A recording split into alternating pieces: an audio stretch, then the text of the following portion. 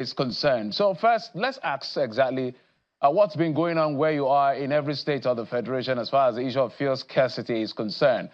We understand the explanation from the NNPCL and the marketers about the issue of shipping and bringing the products onshore and all of that. But the question a lot of people are asking that how can we ensure that this is not, this is brought to the barest minimum? For instance, can we get to a point where issues of scarcity of fuel, given the fact that we have 4 refineries and a private refinery, at some point, maybe we're not experiencing it for an entire year or 2 years or even once a year, because we have the issue of fuel on one hand. On the other hand, we have the issue of national grid collapsing now and again. And we'll say it will keep collapsing because the right things have not been done.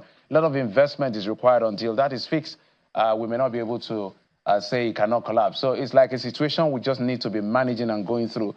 But for fuel, maybe there's a way out because we're touting the issue of energy security, which simply means that if anything goes wrong around the world, we should be self-sufficient for a very long time because of we have the natural resources as well as the refineries, but they are not working. Soon as they start working, apart from the Dangote refinery, which we expect to start giving us supplies in terms of petrol sometime in July. But that's not all we're tracking today. We're also tracking the Sanu and Nasu strike. Remember they had issued a threat? Not strike, I should say, protest. They said government is not showing goodwill as far as they are concerned and enough commitment. They call it insensitivity on the side of government and even discrimination because their salaries were withheld just like that of ASU, but ASU was paid 4 months and theirs has not been paid. Why is theirs different? So they have set out series of activities, perhaps as a build-up to that big strike that may be coming or may be looming. Today, across the country, SANU and NASU, which are senior staff as well as non-academic staff, have converged at different locations across the Federation to protest against what they consider discrimination. Withheld salaries, about 4 months of that. And they are doing this. After this, they say they are going to converge again on the nation's capital, Abuja, next week, Thursday, for what they call the mega rally, the national rally, where all state branches, as much as possible, will converge on the nation's capital to, push home their demand. And perhaps if that is not, they don't listen to them, they may have to take the next line of action. What that next line of action is, they do not know. So we're watching and we're looking at the situation closely to know exactly how this will play out. So those are some of the big 2 things that happened. But let's also tell you something that happened in the House of Representatives today that has to do with a constitutional amendment to improve the women representation in Parliament through introduction of special seat. It has scaled 2nd reading in the House of Representatives. Lawmakers were divided on the bill, with some wholly supporting it, with others calling for scrutiny, while drawing their attention to the provision of the Constitution that warns against making laws that are discriminatory. The bill had initially failed in the Constitution amendment process of the 9th Assembly when it was voted against by the Assembly. So how do we include women even more than they have? So for a fact, in the entire Senate, 109 of them, just 4 are women. And that is even worse than it was in the other assembly. So perhaps it's why they are pushing this bill at the end of the day. Well, we can also tell you that President Bola Tinubu has announced the creation of a federal Ministry of Livestock Development. The president disclosed this while inaugurating the Presidential Committee on Livestock Reforms at the council chambers of the State House in the Federal Capital Territory, Abuja. The president will chair the committee with the former chairman of the Independent National Electoral Commission, INEC, Professor Tahiru Jega, serving as the deputy chairman of that committee. The committee is expected to propose recommendations aimed at fostering peaceful coexistence between herders and farmers while ensuring the security and economic well-being of all Nigerians. So that is the big one coming from the president today. So we will soon be having a minister for livestock development. Ministry of Livestock Development will have a minister soon. So former INEC chairman, as you see him there, was in that, and he's deputy chairman of that committee. And we don't have all the details of this particular move by the federal government to curb the issue of head of farmer crisis. But we're going to have that conversation today on the program at some point. But those are not the only stories we're tracking. Let's bring you our political roundup stories.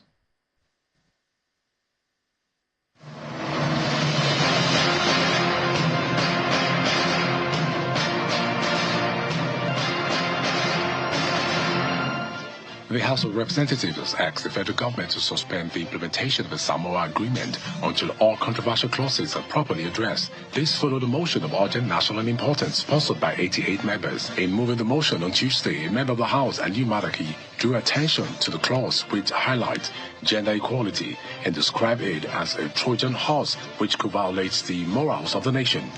The House also mandated its relevant committees to investigate the controversial provisions of the agreement. The People's Democratic Party Edo State Campaign Council says President Bola Tinubu will not interfere in the September 21 governorship election, as the party also insists that ongoing legal matters will not derail the laid-out campaign plans. The Director General of the Campaign Council, Matthew Idori Imekwen, stated these at an interview at the party secretariat in Benin City, the Edo State capital. We can no longer be distracted. We stay focused, we keep our eyes on the election, we continue to reach out to our people, and the people will come out massively and vote.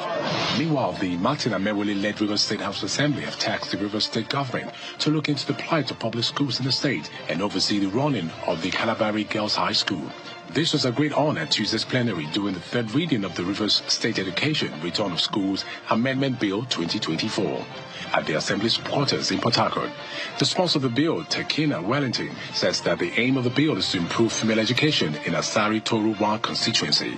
And the Speaker of the House of Representatives, Honorable Tajuddin Abbas, says the House has reaffirmed its commitment to uphold the fundamental principles of quality, accessibility, and empowerment for all Nigerians, including those with disabilities. The Speaker, who was represented by the Minority Leader of the House, Kingsley Chinda, at a forum for the inclusion of people living with disabilities in government, notes that every Nigerian deserves the opportunity to participate in political and economic aspects of society. He also appealed to stakeholders to key into the initiative. Let us strive to remove barriers to participation, promote accessibility in public spaces and services, and foster an environment where every Nigerian, regardless of ability, can contribute meaningfully to our nation's development.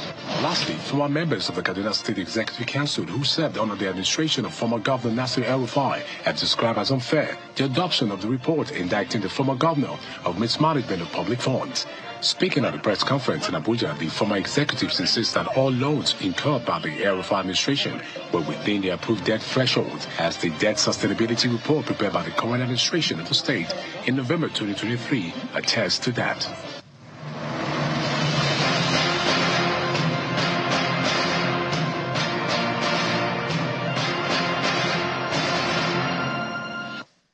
And so those are the stories we've been tracking for you across the country in the polity.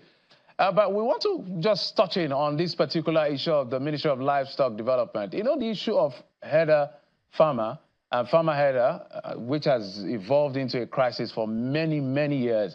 Several governments and several policies have been put in place to see what can be done to resolve this particular issue. So today we heard the president announcing that there will be now a federal Ministry of Livestock Development. So what does all of this mean? It's still very elementary, or at the early stage, I should say, because a Presidential Committee on Livestock Reform has now been formed. The president is going to chair that committee, and Professor Tahiru Jega, former INEC chairman, will deputize and will come up with a framework, some kind of.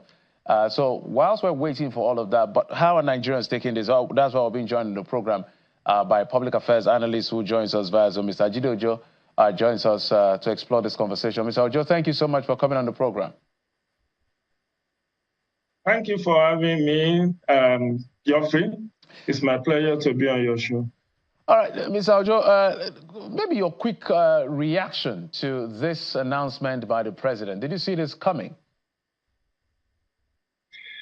No, I didn't see it coming. I thought government is a continuum, and under the administration of former President Muhammadu Buhari, we have a livestock transformation plan, which billions of naira were voted for its implementation, and I think 4 states were to serve as pilot states at that time. And what we were told was that this is also the livestock transformation plan was going to help to resolve the conundrum of farmers-herders clashes, which has taken so many lives and has caused a lot of strife and enmity among brothers across the country. So now, obviously, the Tinubu administration has jettisoned that livestock transformation plan. And I know that on September 14, 2023, there was a committee that was chaired by APC National Chairman, Dr. Abdullahi Waganduje, which submitted its report at that time. And I think it was the implementation of that report that led to the announcement of the creation of the Ministry of Livestock Development today.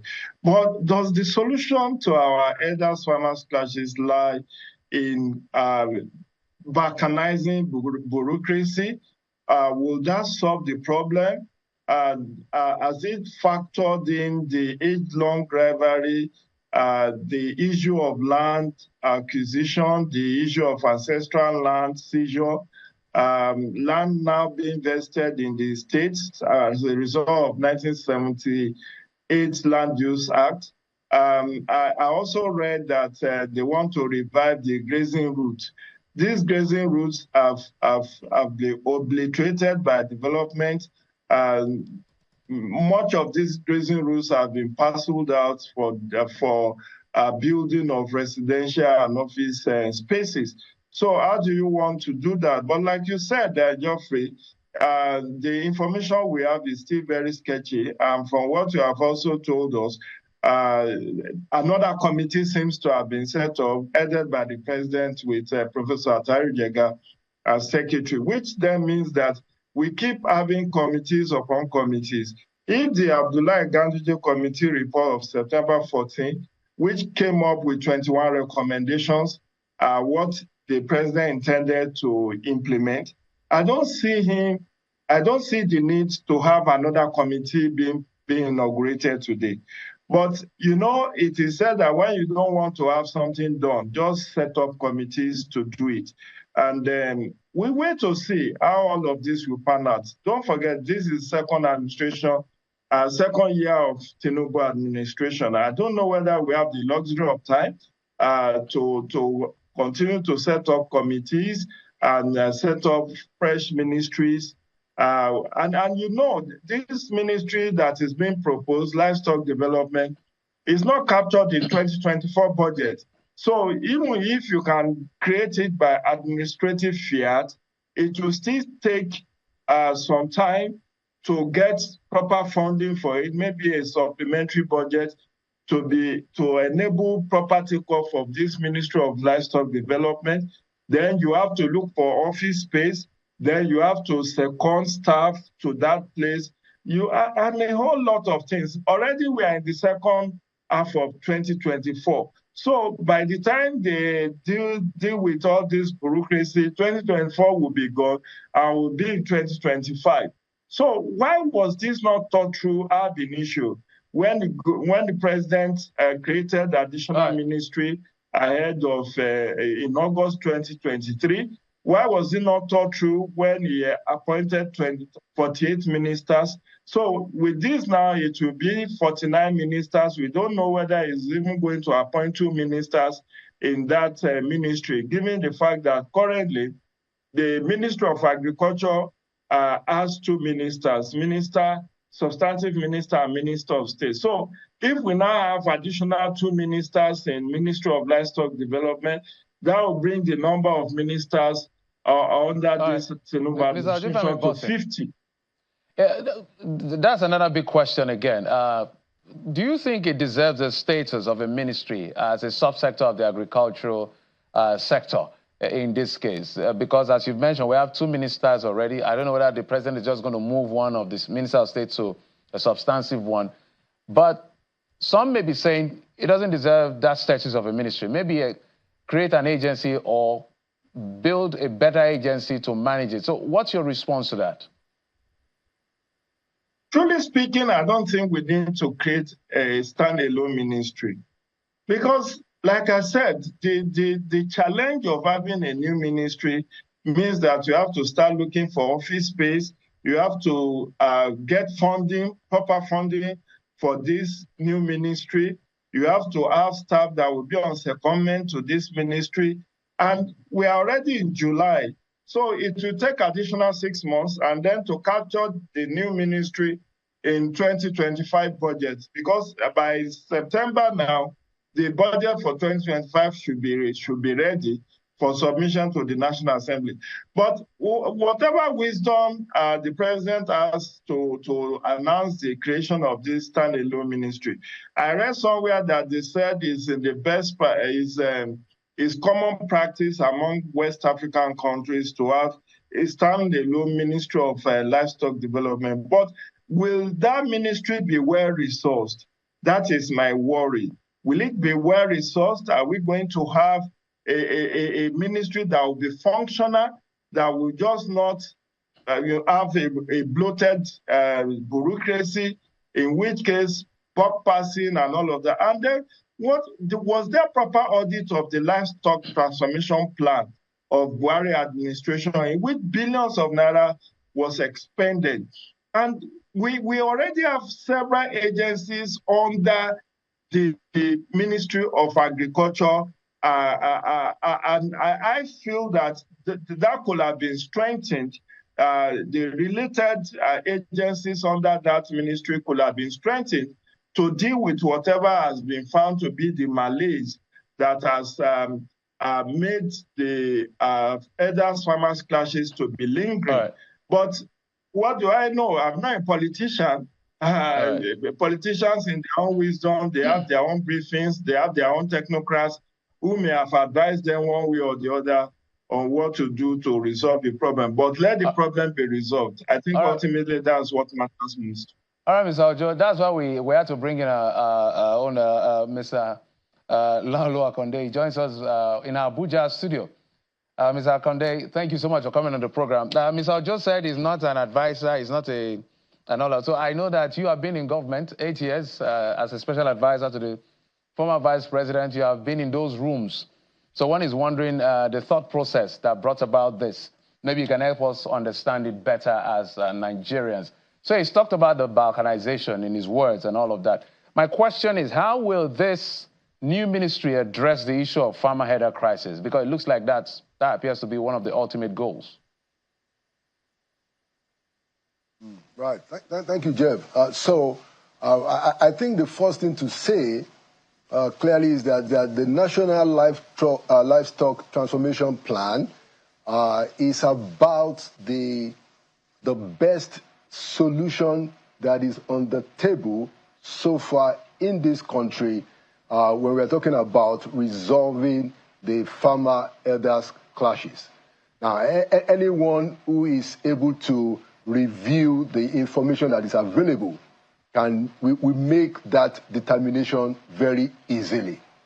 At once, the National Livestock Transformation Plan tries to solve the problem of modernization of the livestock, subsector, okay, livestock farming, and try at the same time to solve the farmer-elders clashes. Now, I can tell you that this plan was developed by state governors working under the auspices of the National Economic Council that is chaired by the Vice President. And if I get my dates right, the plan has been endorsed, made ready way back in 2019. And Mr. Ojo is right, some money have been spent, for the pilot scheme, I believe in at least 2 states. Now, we don't know how far that has gone, but I will say that on the face value of it, any attempt to implement this plan should be commended, clearly. Now, if we have a serious effort by any administration to implement the National Livestock Transformation Plan, we should commend it because of what it is that is in the plan, okay? The plan is saying that, look, it is high time for us to look at ranching instead of the nomadic cattle rearing situation, open grazing that often bring two problems. Problem of security because it leads to clashes with farmers, and then of course the underutilization, the under-tapping of the potential in the livestock industry. This plan solves it.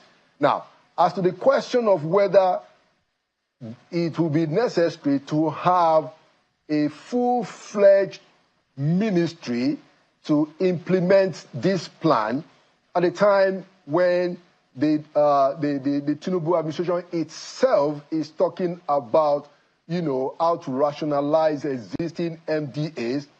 Now, we're going to have to wait and look at the details of the recommendations that are suggested, one of which has suggested the creation of another ministry. Okay, so that's something that we don't quite understand how it led to the creation of another ministry. We already have the Ministry of Agriculture and Rural Development, which might be the right vehicle. But I must also add that part of the problems that has been articulated regarding the implementation of the plan, besides what I know to be insufficient political will in the past, besides that, there has also been the problem of the right kind of expertise, in terms of implementing it. Maybe that is the reason why, they are talking about a ministry. But I'm not sure that, we need a ministry. Based on what I know now, based on what is available publicly, I'm not entirely certain that we will need a ministry to do this. But let's await more details. But let me be very clear. The National Livestock Transformation Plan, if it is effectively implemented, is going to solve the problem of farmer-elder clashes and is going to modernize the livestock industry in our country. Mr. Akode, I'm going to stay with you on this particular one for a couple of reasons. One, you served with the vice president who headed the National Economic Council, and all of this were formulated in terms of the National Livestock Transformation Plan. And one of the major highlights is the issue of ranching. And even the issue of ranching as against open grazing was even controversial at some point, because people are saying livestock is a business. Why should government get involved in something that is profit-driven? At the end, I want you to speak to that. Yeah, well, so I think government had to get involved in this problem purely because of the depth of the clashes that we were dealing with at that time. And I'm not sure that those problems have disappeared. So government came into it because it was leading to clashes, conflicts, deadly conflicts. Okay, so the National Economic Council, under the leadership of the former Vice President Professor Yemi Osinbajo, decided to form a committee, and that committee had some governors, and you know that governors are members of NEC, and the committee went to all the major boiling points of the clashes across the country. Okay, I think it was even led at some point by the current Minister of Works, Governor Umahi, who was the governor of Ebonyi State. He led a big part of the work of the committee, and the committee didn't just stay where they in Abuja. They went to all the boiling points, the major states that had the conflict often and often, sat down with the stakeholders in those places, developed this plan, brought it back to the full council, and the council endorsed it. So what that meant is that this was a plan that had the endorsement of not just government, but also all the stakeholders that are involved in this problem: the farmers, the elders, the community, the traditional rulers, and all of that. Now, to your question, So why is government getting involved? Well, if it is going to solve the problem, and if you need to calibrate that industry in order to modernize it, it makes sense for government to create the environment and the circumstances for it to take off. So I think that was why you have government saying that, look, let's come together and develop the plan. All right, Mr. Ojo, let me take it back to you on that same subject, but piggyback on that one, on asking the question of, I hope this is not going to create another set of agitation within the subsector. What do you see coming?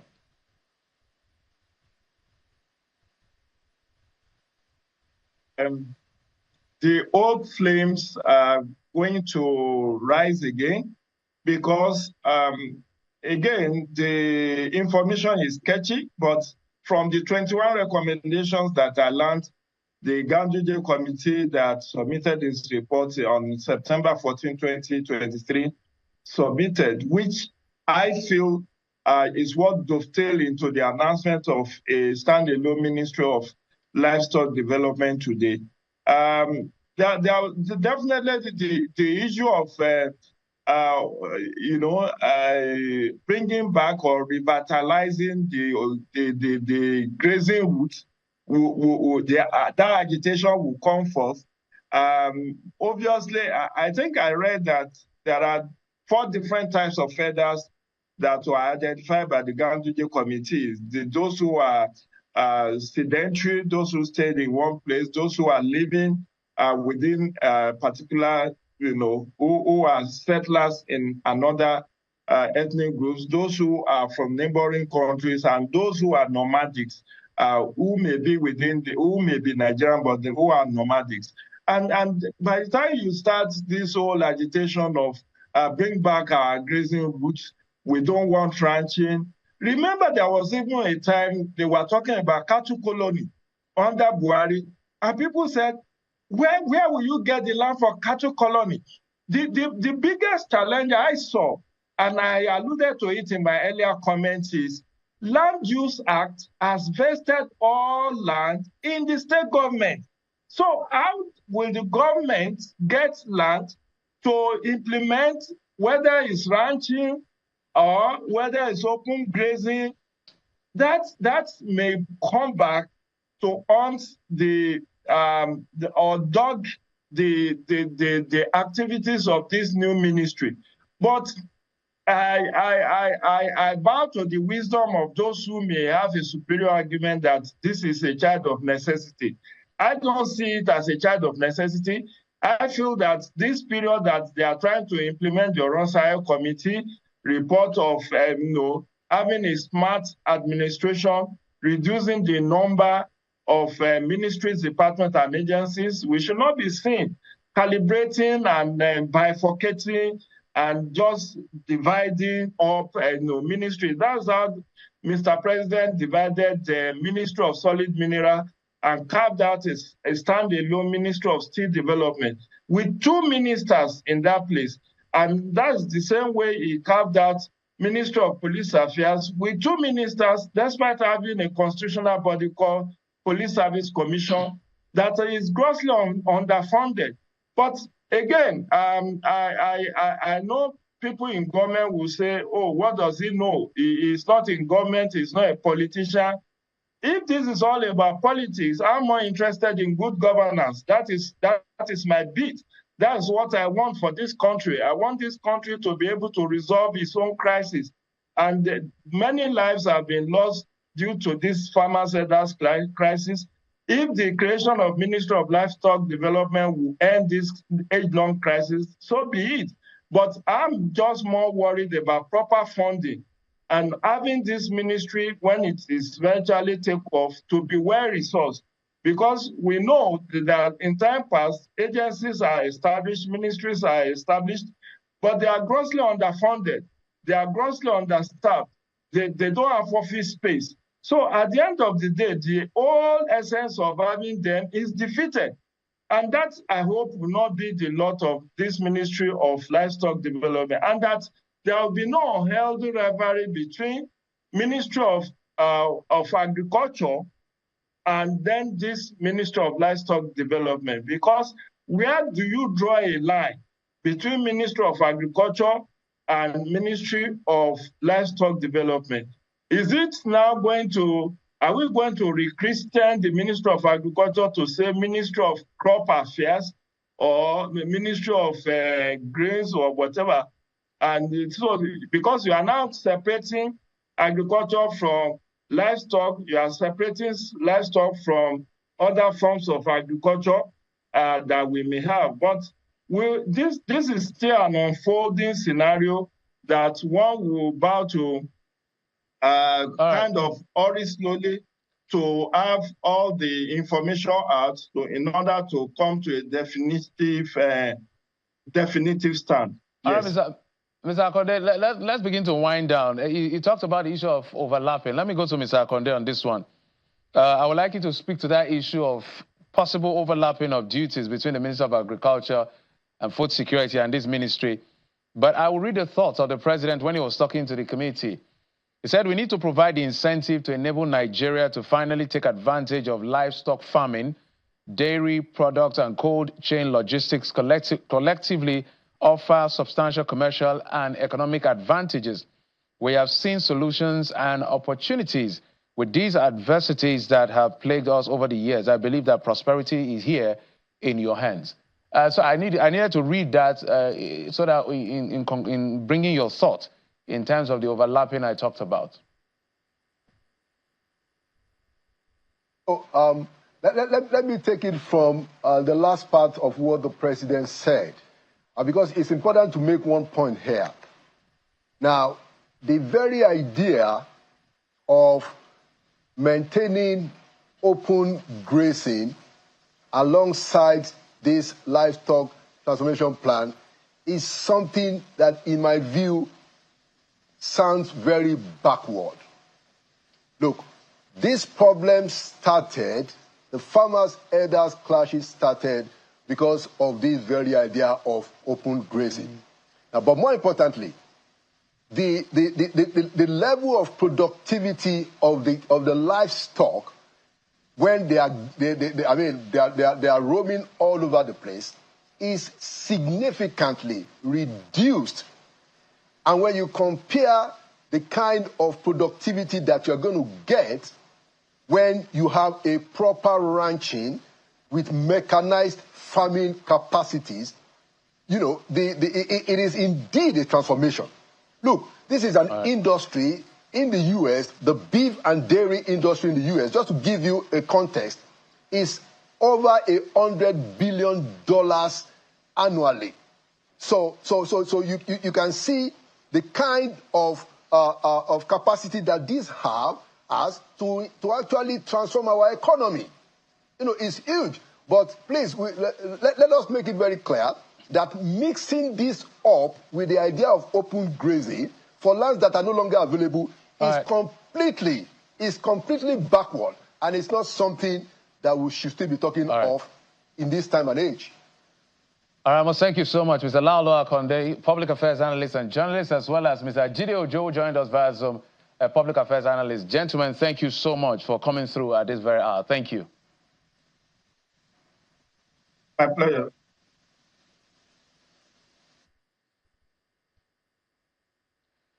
Well, we will take a quick break. When we come back after the break, we'll zoom into the unease that seems to be developing in Edo PDP politics. Remember that court judgment is still subject to multiple interpretation. What exactly is it? We'll find out. Join us again.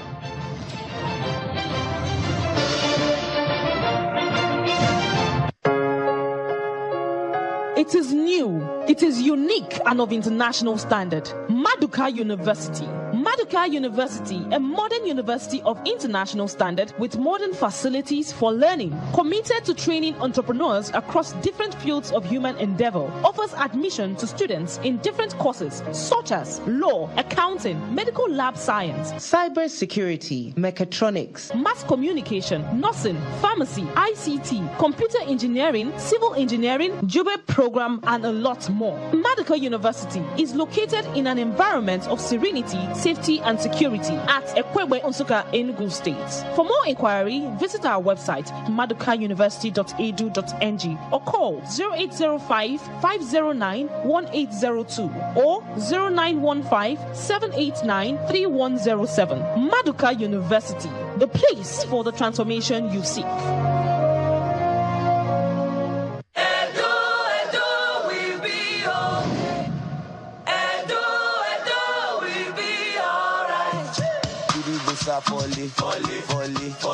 Labor party. And then bring the men, we go solve problem for we state, we go make us happy.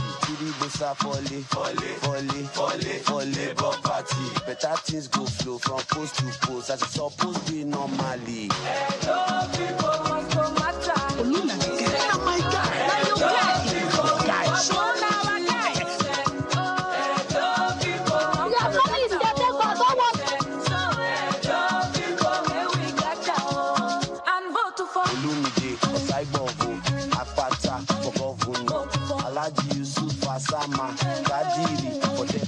Vote Olumide Usaigbavo Akpata as governor. Vote Alhaji Asama Kadiri for deputy governor Edo State. Vote Labour Party. We don't like to eat better, more nutritious meals, more veggies, but we want it tasty and easy too. No cubes. That's the secret. Made with real ingredients like chicken, parsley, and garlic. And enriched with iron, so your meals are better for you and more delicious too. That's the cocoa. Let's give it some accolades. Change your world by changing what's on your plate. Did you know you can access electoral information with just a click? Introducing Nigeria Elections, an inclusive artificial intelligence platform that guides citizens on Nigeria's electoral and civic landscape. Say bye to misinformation and disinformation. Visit www.nigeriaelections.ng today. Nigeria Elections, addressing democratic questions.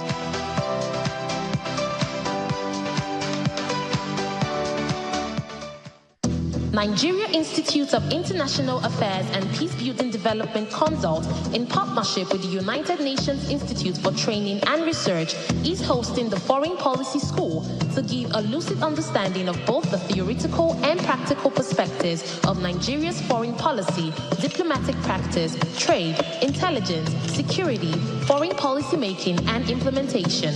Theme: United Nations Immersion Program.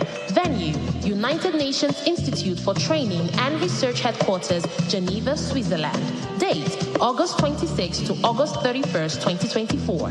This training will provide a face-to-face workshop with participants, series of guided tours, and many more life-changing activities. To register now, contact the course director, Mr. Kayode Bolaji, on 081-596-79520, or send an email to foreignpolicyschool@niia.gov.ng. The Duchess International Hospital caters to every aspect of the family's health needs.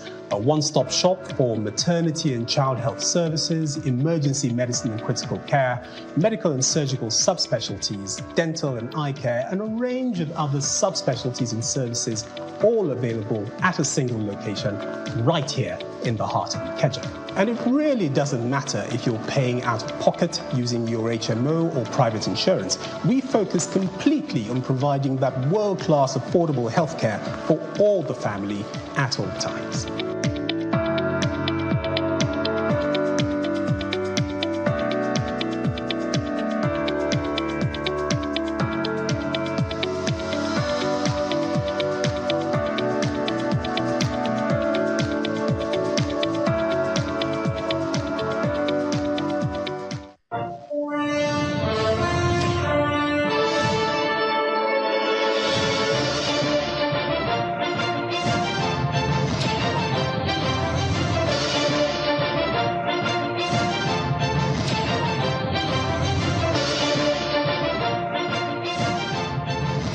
Welcome back. Let's now shift attention to Edo politics. We've been joined in the program by former House of Representatives member in the Third Republic and the Deputy Chairman of PDP in Edo State, Mr. Harrison Omagbon. He joins us via Zoom. Mr. Omagbon, thank you so much for coming on the program. Thank you so much, and thanks for having me. Well, before we get to some of the efforts being made by the PDP in terms of reconciliation, because we see that what is going on with the court case has really maybe divided the party along lines. There has been that division, but this maybe has further created that bigger fault. When we look at the judgment of the court, we could see that perhaps if we saw it truly and very well, maybe there was nothing expressly saying that Asue Godalo, his candidacy has been invalidated, but lawyers will have to argue that. But from the CTC, we have saying that based on Article 50, sub 3 of the PDP Constitution and Section 82 of the Electoral Act 2022, that the people that were meant to vote were not allowed to vote, and that should not happen. And there was a mandatory injunction saying they have to be part of it. What is the party's interpretation of that? Because now it's a subject of multiple interpretation. On one hand, people are saying, oh, it did not say anything expressly about Asue Godalo's candidacy. On the other hand, if the court says the people that were supposed to vote for him were not allowed to vote for him, who then voted for him, and how does that affect his candidacy? I needed to clear that before we jump to the other issues. Well, thank you so much. A similar judgment was given sometime last year when we had the delegate election as preludes to the assemblies, National Assembly elections, and other primaries. And the same judge, Justice Eku, gave a similar judgment for the delegates, and the case went as far as the Supreme Court. And the Supreme Court, I was physically present, and the justices of the Supreme Court ruled that it was not justiciable for delegates to sue parties because there are no parties to the election proper. So as far as I am concerned, for those who went to town celebrating that the judgment has sort of nullified Asue Godalo's candidature, it baffles me, because the reality of the matter is that for that judgment is belated, because the action has since been taken. The action was taken at Ogbe Stadium, where delegates came to participate in the primaries. And national officers of the party came to conduct the primaries. And whether you like it or not, the same electoral act says that for candidates to emerge to represent the party is purely a party affair. It's a purely party matter. The party can decide who its candidates are. It's simple as ABC. All right, I don't want to belabor that issue, just for proper context. What you're referring to is Section 84, subsection 14, that talks about the local standard of who can institute a suit against the candidate of the party. But theirs has to do with the Congress itself. I mean, the delegates that voted in that exercise, not necessarily. I'm just trying to be clear on that. I want to be sure I am correct. Listen, it is the party. It is a party that knows who its delegates are, not any outsider. Any outsider in this circumstance is an interloper. It is a party that will say these are the candidates that emerged. Don't forget that these candidates emerged from a duly organized and contested delegate election. So if the candidates that emerged that was supervised by the national body has emerged, they are the ones that this national body supervised to conduct the primary at Ogbe Stadium. Okay. Finally on this, let me read what the judgment says in page 35. I find that the second defendant in this case, which is the PDP, did not comply with the provisions of Section 82 of the Electoral Act, Article 53 of the Constitution of the second defendant, that's PDP, Article 1B1 of and other articles of the Electoral Guidelines of the primary election, in the purported World Congress from which exhibit PDP-1 emanated. The judge says, on the whole, I therefore find that exhibit PDP-1 is bereft of credibility, and I so hold. What do you make of that reasoning of the judge? Don't forget, I said before that similar judgment was given sometime last year for a delegate election. And at the end of the day, it was thrown out by the Supreme Court that it was not justiciable. I mean, we were all present there. So a similar judgment was given before. And I wonder why the person who went to court would belabor the time of the court. But in any case, I do not see it deterring our efforts to make sure we retain the seat of governance of Edo State. All right, that doesn't take away the fact that your party is clearly divided. There is a governor on one side with Asue Godalo and his team. There is Dan Obi, the vice chairman of the party South-South, Philip Shaibu, and others on the other side. What is the party doing to rally these aggrieved members? Well, quite frankly, I personally feel that some people are unfair to the party because take Dan Obi, like you said. Dan Obi is the national vice chairman of the party, South-South. He owns it a duty to ensure that the party is well organized within his jurisdiction. But it's unfortunate that he is feeling aggrieved over what I don't think is necessary. I played politics alongside with him. I'm the deputy chairman of the party in the state. At one time, when we have what is called legacy and the governor's side, I was the chairman of his own side. But at the end of it all, I told him that when there is a fight, at the end of the fight, you get to a brick wall, you turn back and unite with your party. But unfortunately, some of them are still saying no, that they want to take it to whatever. It's just like what was said during the trial of the King Solomon's trial of two women. One said divide the child, the other one said don't divide the child. The real owner of the child said don't divide the child, whereas the other person said divide the child. That's what they are doing. To us, we feel that enough of this fight. Let us unite the party. And I'm sure the national body of the party has done all within its power to want to bring everybody together. But some of them are still recalcitrant. And then when you look at, like you said, Philip Shaibu has been with the governor all these years. And when we were having these battles in court, it was Philip Shaibu that was representing the governor in court. Not the governor never came there. Even the attorney general was never in court. It was Philip Shaibu that was coming to court. So he knew what transpired. If you're having one disagreement at one time with your principal, it's not enough to say throw away the baby and the bathwater. It's not. All right, Mr. Amagbon.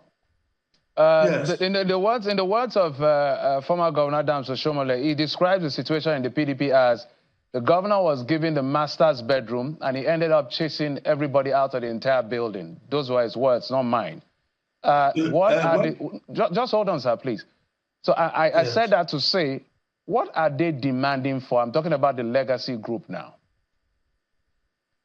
Well, as we speak, I don't think they have come up with any demand other than let us destroy. If they have come with some of us, like I told you, I was a legacy person. I was. Some of us have said, look, we have reached the end of the break. Let's turn back. Let's unite with our party. And what we even ask, what is it that we want? None of them have been able to come up to say this is what they want. And say what Oshiomhole said. You know, Oshiomhole most times can shoot before he sits back to think of what he has said. And this is not a matter. It is selfish of any person to want to liken governance of a state to an estate or to a housing affair. It's not. It's selfishness. That is selfishness. The question is, they should ask, has the governor performed well as a governor in the state? Has he done anything that has actually affected the lives of the people of the state? And the answer is yes. The governor has done exceedingly well in the state. And Agbokabo Harrison of Magbon, I am very proud of him for what he has done. He has done civil service reformation, he has constructed roads and so many other things. Mr. Amagbon, that some people may be debating about the governor's performance. The feelers we get is that when it comes to some reforms, like the civil service reforms and all of that, the governor has done well, but he's been criticized for poor infrastructure in the state, being urban-centric, and several other things that they criticize, including insecurity, which he himself says the issue of cultism is a big deal. So looking at the fiscal performance, when he came into office as of 2016, the debt burden, entire debt burden, say local debt or domestic debt and foreign, everything came to less than 200 billion. But by the time he's leaving, by the records we have with the MBS, with the Debt Management Office, he may be leaving over 500 billion naira in terms of debt, although he's grown the IGRO and increased salaries of of the workers. Would you call that a great performance, given the debt profile of the state? No, you see, my dear brother, if we want to be factual to ourselves, issues of debt burden is a national thing. It's not peculiar to Edo State alone.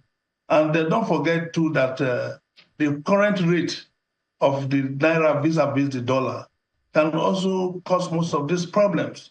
And when you talk of infrastructural development, what is infrastructural development? That which is much needed for us now is road network. And I tell you that Godwin Obaseki has tarred more roads in Benin and the East Environ more than any other governor has done in this state. That I can attest to. At least I am a beneficiary of it. Where my father's house is located at Ihugbe, no government has ever touched that area. He tarred the whole of that area, even up to my village. So, but we are in this state when some governors go to campaign, they will promise the people of rural area that they will tie 10-kilometer roads before the end of their tenure. And at the end of the day, they will leave without tarring one pole of road. But look at Obaseki. Obaseki came to my own village, didn't tell anybody was going to tie road. At Igobazowa alone, the headquarters of Via Southwest, Obaseki has tied 6 roads. 6. Those things are there for you to go and look. We see pictures, Mr. Magban, we see pictures even in Benin City where the flooding situation is nothing to be proud about as far as that is concerned. And hold on, Mr. Magban, of course, I don't live in Benin City. The other party is not here to debate with you on the issue of infrastructure, but issue of infrastructure has been one of the flags against the governor. But I am telling you that at least I'm in this state, that he has tarred more roads than any other governor. And when you talk about flooding, flooding is a global thing. And there's no country in this world today that is not suffering from flooding. Even Lagos, where you are, we see the pictures. So it's not peculiar to Edo State. And anybody that is making news out of that is just trying to belabor people's time. That's the way I look at it. Mr. Magban, I've talked about debt burden. He says it's global. I've talked about flooding. He says it's global. What exactly uniquely has he addressed to the satisfaction of Edo people? Because when I call that debt burden, I know what I'm saying. It's a big one between when he came and what he's leaving. And fiscal performance is one of the ways you measure someone's performance in managing people's common wealth. You see, if you entered Saple Road from Ring Road before in Benin, you will know the state what Benin was like. And if you enter now, at least there are signs of urbanization. That's one. And then 2, I was listening to someone's interview the other day. He was talking about sacking Central Hospital to replace it with a museum. Reality of the matter is that the man has not come out to say that he's not making the hospital to be there. The hospital is being reconstructed, and the whole of that area has been re-engineered to an urban status, and we all appreciate it. That is the bitter truth. And the other day, somebody was talking about the secretariat that they brought the former president to commission a renovated project, and I said that is not correct. Because the project, the frames that Bermuda left there since 1973, they were there and governments have come and gone. None of them have looked at it. But this man did this, he made sure he completed the project for the state usage. And then in the same vein, apart from that very project, there are other things that Bermuda thought of when he was governor, like the Kuba River Dam, to be able to give water to the whole of Bender State. And he bought pipes for that project. All right, Mr. Magban. The reason I'm asking those questions is the fact that campaigns will soon start hitting up, and it will get intense, where everybody will be saying, giving rhetorics about what they can do or what they will be able to do. Asue Godalo, whose the issue is this issue of court case and all of that. Besides his performance as a guru in the boardroom in the corporate world, in terms of politics, some people say he's a political neophyte because he's never run for an election. So he's going to be campaigning perhaps on the back of what the PDP has done. So if you're coming to certain places and telling people about what the PDP has done to earn them another term in government, what will it be? I just told you that The governor has left a lot of legacies, infrastructural development, civil service reformation, and then so many other things. When we get there, when we get to the bridge, we certainly will cross it. But again, you have to look at the candidatures or the candidates of all the parties. And then you have to look at them and say, who is fit enough to lead us? Not just because you have held one political position or the other, that automatically qualifies you to become a governor. You have to look at experience. You have to look at what you can offer. But to become a boardroom guru, it's not a human thing. It's something you work towards. And at least from there, you can be able to come with that experience to cause meaningful development to the state. It is not about whether there's nobody that is a political neophyte. There's none. We are all political animals. And whether we like it or not, we all play politics to day-to-day running of our lives. So far so good. Aswin Godaro, I came in, he has reached out to people more than any other political actor in this state. All right, Mr. Omagwan, I want to thank you for coming on the program. Of course, I said that this is just getting started. So we're going to bring everybody on board so that when you're making your claims, the people that have contrary views will also make their claims as well. But I wish your party the very best. Mr. Harrison Omagwan, former member of the House of Representatives in the Third Republic and the Deputy Chairman of the PDP in Edo State. Thank you, sir, for coming on the program. You are welcome. Thank you so much. And that's it on the program for tonight. Thank you so much for your time and company. I'm Jeffrey Ozana tonight.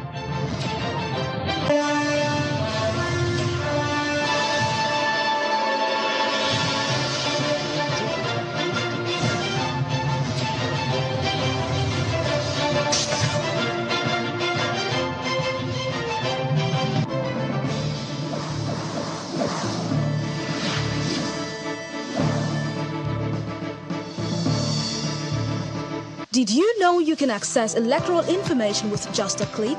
Introducing Nigeria Elections, an inclusive artificial intelligence platform that guides citizens on Nigeria's electoral and civic landscape. Say bye to misinformation and disinformation. Visit www.nigeriaelections.ng today. Nigeria Elections, addressing democratic questions.